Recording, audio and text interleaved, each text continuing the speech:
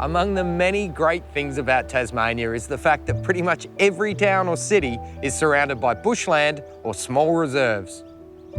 Having the bush so close to where we live means that even a small home garden can be a stepping stone to and from it for local wildlife.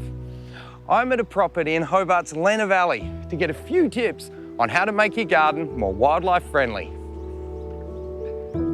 For the last 10 years, Yolanda Van Rooyen has been transforming her existing outdoor spaces to create a garden that both her family and the local wildlife love.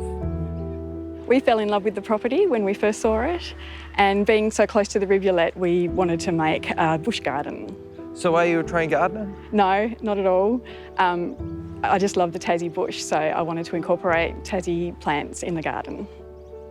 Before establishing a garden for wildlife, there are a few basic things that need to be done to make it successful. So you've made really good use of ground covers and grasses. Yeah, they provide food for things like wallabies and paddymelons and shelter for the smaller creatures. And they look great. Yeah. So you used to have a lot of lawn here. Yeah, it was pretty much mostly all lawn, but that brings a lot of weeds. We also had to get rid of a lot of environmental weeds like Cotoneaster and mirrorbush. Guessing lawn doesn't provide too much in the way of protection or habitat. No, that's right. And so it's important to plant dense shrubbery to provide protection for the little creatures. And you've gone with there's a lot of endemic plants here. There's a few of the Australian natives, yeah. but mostly endemic. Yeah, there's a mix. The endemics that I've got, we can see in front of us the barber's gum and the silver gum over here. I love that. And then behind us, Grevillea australis, which is the only grevillea that occurs naturally in Tassie. And it's been chewed on, which is kind of a good sign. Yeah. How do you deal with that? I mean, obviously they're coming in to eat your plants. Yeah, that's right. And that can be a bit frustrating, but, you know, that's what it's all about. Yeah. The grevillea gives shelter for native birds like silver eyes and insects and spires and snails. And then they in turn become food for bigger birds, reptiles, frogs and mammals. Now, a tree like this barber's gum, what kind of role does it play in the garden? Well, at the moment it's a canopy tree, but as the garden becomes more established, it will end up being more of a mid-storey tree.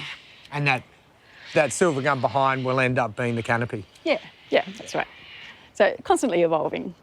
So if you have canopy trees already in your garden, it's a good idea to hang on to them because sometimes they can get quite tall and they provide great habitat. If you're thinking of planting a wildlife-friendly garden, then native plantings are essential. They'll flower and fruit when it suits the wildlife. Just in this garden alone, there are over 90 different species.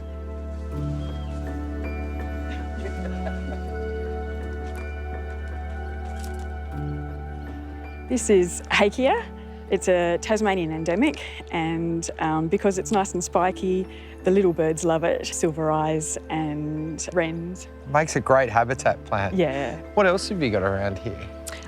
So we have the bushman's bootlace. The pimelia. Yeah. I love them plants. They've got such a nice form. They're really attractive. This time of the year, the wattles are really starting to come out now, and that's really nice. So what's important? It's important to have a variety of habitats. And how's that accomplished? It's done through layering. So you have a ground layer, and then you have understory shrubs, and then mid-story trees, and then the canopy. Aha. This is a great spot for frogs and dragonflies, and also a really nice spot for the birds to come and have a drink.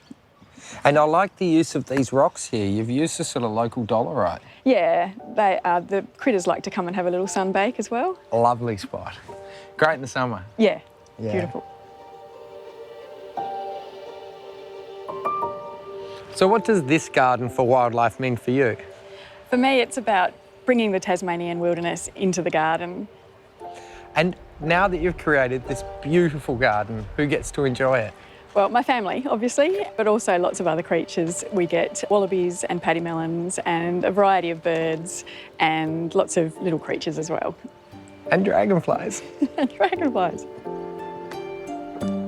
Gardens for Wildlife are a great resource. They had lots of plant lists and ideas about what to incorporate in a garden for wildlife garden. As far as gardens go, this is a relatively new one, only being about 10 years old. And by her own admission, Yolanda's not an ecologist or a horticulturalist. But that's kind of the point. You don't have to be.